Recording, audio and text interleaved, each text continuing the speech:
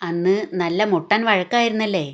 ബോധം വന്നപ്പോൾ തന്നെ ഞാൻ മരിച്ചില്ലേ എന്ന് ചോദിച്ച് വലിയ കരച്ചിലായിരുന്നു. ലൈഫിൽ പറഞ്ഞു തീർക്കാൻ പറ്റാത്ത പ്രശ്നങ്ങളൊന്നുമില്ല.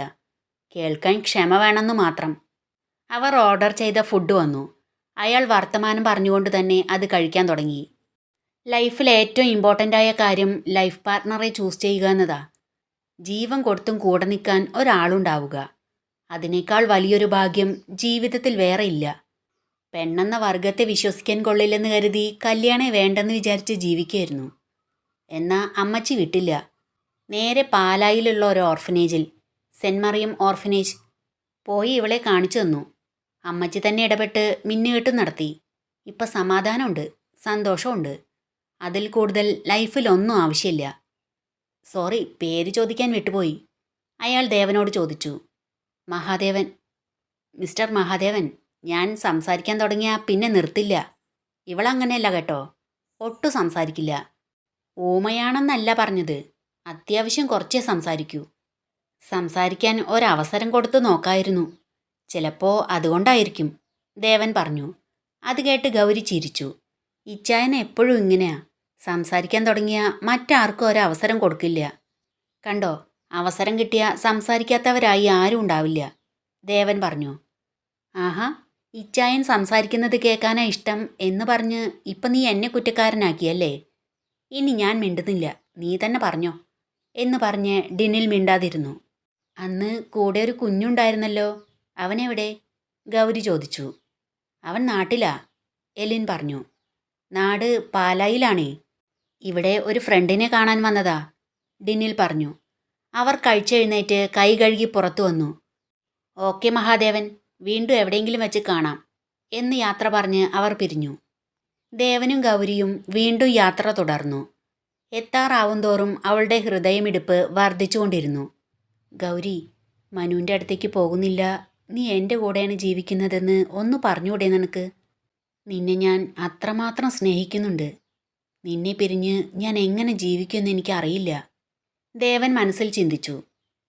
ദേവേട്ട, നമുക്കാദ്യം മനുവേട്ടനെ കാണാം, ഗൗരി ദേവൻ്റെ മുഖത്ത് നോക്കി ചോദിച്ചു. ഒരു ഞെട്ടലോടെ അവൻ അവളെ നോക്കി.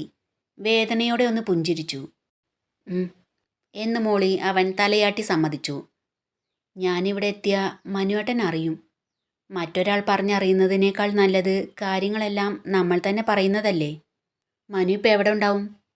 ലീവില്ലെങ്കിൽ സ്കൂളിലുണ്ടാവും. നമ്മളിപ്പോൾ സ്കൂളിൽ പോണോ? എനിക്ക് മനുവേട്ടൻ്റെ നമ്പർ അറിയാം, ദേവേട്ടനൊന്ന് വിളിച്ച് സംസാരിക്കുമോ? ഒഴിഞ്ഞൊരു വഴിയരികിൽ കാർ നിർത്തി. ഗൗരി നമ്പർ പറഞ്ഞു കൊടുത്തപ്പോൾ ദേവൻ അവൻ്റെ ഫോണിൽ നിന്ന് മനുവിനെ വിളിച്ചു. റിംഗ് ചെയ്യുന്നുണ്ടായിരുന്നെങ്കിലും കോൾ അറ്റൻഡ് ചെയ്തില്ല. ക്ലാസ്സിലാവും, ക്ലാസ്സിൽ നിന്ന് ഇറങ്ങിയിട്ട് വിളിക്കാം, ഗൗരി പറഞ്ഞു. ക്ലാസ് കഴിയേണ്ട സമയമായപ്പോൾ ദേവൻ വീണ്ടും ആ നമ്പറിൽ വിളിക്കാൻ തുടങ്ങിയപ്പോൾ ഗൗരി അവൻ്റെ അടുത്ത് ചെന്ന് ഫോൺ വാങ്ങി പറഞ്ഞു. നമുക്ക് തിരികെ പോയാലോ? ഇതുവരെ വന്നിട്ട് കാണാതെ തിരികെ പോവേ? എന്തോ പോലെ തോന്നുന്നു. നിന്റെ മനസ്സിനെ അലട്ടുന്ന എന്തൊക്കെ പ്രശ്നങ്ങളുണ്ടെന്ന് നിന്റെ മുഖം കാണുമ്പോൾ മനസ്സിലാവുന്നുണ്ട്. എന്തുകൊണ്ടാണ് നീ അതൊന്നും തുറന്നു പറയാത്തത്? ഒരു പ്രശ്നവുമില്ല. അവൾക്ക് കരച്ചിൽ വന്നു. അവൾ ഫോൺ തിരികെ കൊടുത്ത് അവൻ്റെ അടുത്ത് നിന്ന് കുറച്ച് മാറി നിന്നു. നമ്മളിവിടെ വരണ്ടായിരുന്നു, അവൾ വല്ലാതെ ടെൻഷനോടെ പറഞ്ഞു. ഇല്ല ഗൗരി, നിന്റെ പ്രശ്നങ്ങൾ എന്തൊക്കെയാണെന്നറിഞ്ഞ് കഴിയുമെങ്കിൽ അതിനുള്ള പരിഹാരം കണ്ടേ നിന്നെ ഇവിടെ വിട്ട് ഞാൻ പോകൂ. ഒരിക്കലും നിന്നെ പ്രശ്നങ്ങളിൽ തള്ളിവിട്ട് ഞാൻ പോവില്ല, ദേവൻ മനസ്സിൽ വിചാരിച്ചു. എന്തൊക്കെയോ നഷ്ടപ്പെടാൻ പോകുന്നത് പോലൊരു തോന്നൽ. ജീവിതത്തിൽ മനസ്സറിഞ്ഞ് ഞാൻ ചിരിച്ചിരിക്കുന്നത്, സന്തോഷിച്ചിരിക്കുന്നത് എല്ലാം നിങ്ങളുടെ അടുത്ത് വന്നാ. നിങ്ങളുടെ ഭാര്യയില്ലേ ഞാൻ, എവിടേക്കും വിടില്ലെന്ന് പറഞ്ഞൂടെ? മനുവേട്ടനെ എനിക്കിഷ്ടാ, എനിക്ക് വേണ്ടി കാത്തിരിക്കുന്നു. എങ്കിലും നിങ്ങളെ നഷ്ടപ്പെടുമെന്നോർത്ത് എൻ്റെ മനസ്സ് വല്ലാതെ വേദനിക്കുന്നു. മറ്റു പ്രശ്നങ്ങളൊന്നും എൻ്റെ മനസ്സിനെ ഇപ്പം അലട്ടുന്നില്ല.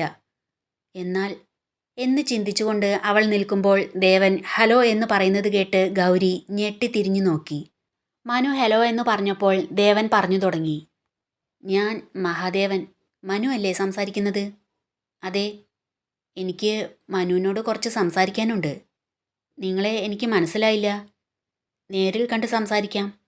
ഓക്കെ, നിങ്ങൾ എവിടെ നിൽക്കുന്നത്? മനു സ്കൂളിലുണ്ടെങ്കിൽ ക്ലാസ് കഴിഞ്ഞാൽ അവിടേക്ക് വരായിരുന്നു.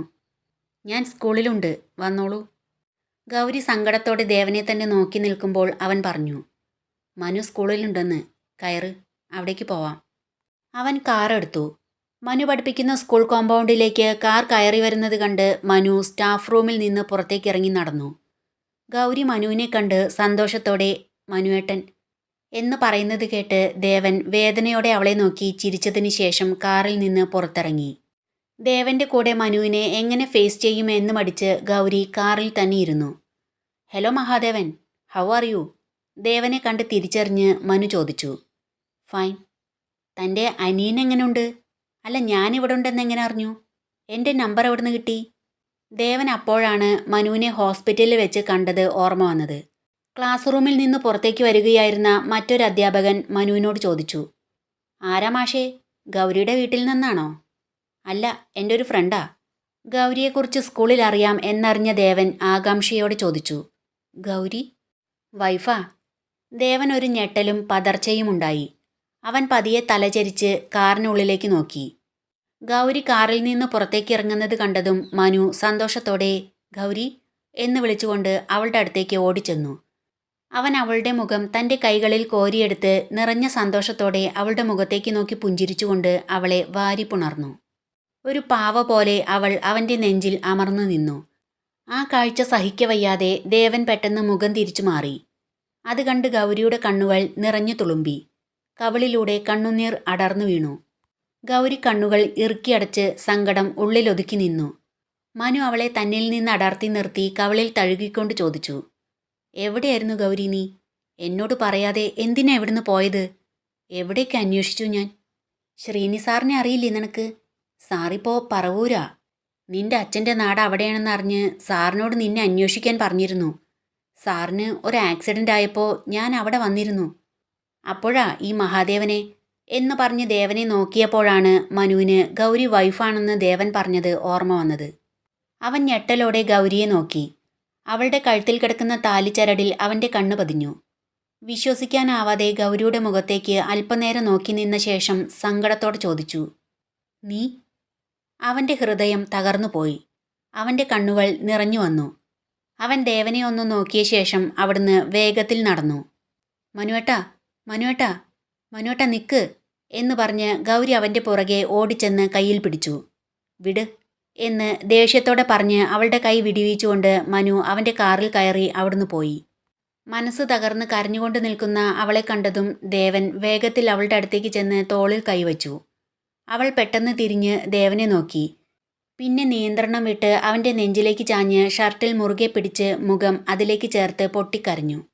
അവളുടെ ആ സങ്കടത്തിന് താനൊരു കാരണമാണല്ലോ എന്നോർത്ത് ദേവൻ്റെ മനസ്സൊന്ന് പിടഞ്ഞു. അവൻ അവളുടെ മുടിയിൽ തഴുകിക്കൊണ്ട് പറഞ്ഞു. കരയാതെ, മനുവിനെ കണ്ട് ഞാൻ സംസാരിക്കാം. ആ വാക്കുകൾ അവൾക്ക് ആശ്വാസമായി തോന്നിയില്ല. അവൾ വീണ്ടും കരയുന്നത് കണ്ട് അവൻ പറഞ്ഞു. ഗൗരി, കരയാതെ, എല്ലാം അവസാനിച്ചെന്ന് വിചാരിക്കണ്ട. മനുവിൻ്റെ തെറ്റിദ്ധാരണ ഞാൻ മാറ്റിക്കോളാം. അവൾ അവൻ്റെ ഷർട്ടിൽ നിന്ന് പിടിവിട്ട് മുഖമുയർത്തി കുറച്ച് പുറകിലേക്ക് നീങ്ങി നിന്ന് ഒഴുകിവന്ന കണ്ണുനീർ തുടച്ചു. വാ പോവാം എന്ന് പറഞ്ഞ് അവൻ അവളുടെ കയ്യിൽ പിടിച്ചു. അവൾ കൂടെ ചെന്ന് കാറിൽ കയറി. കരിങ്കൽ തറയിൽ പണിത പടിപ്പുരയും വിശാലമായ മുറ്റവും ഓടുമേഞ്ഞ മേൽക്കുരയോടു കൂടിയ വലിയ ഇരുനില വീട്, ചുറ്റും തടിത്തൂണുകൾ താങ്ങി നിർത്തുന്ന വരാന്തയും അതിനോട് ചേർന്നു നിൽക്കുന്ന പത്തായപ്പുരയും. ഇതാണോ നിന്റെ വീട്? ദേവൻ അത്ഭുതത്തോടെ ചോദിച്ചു.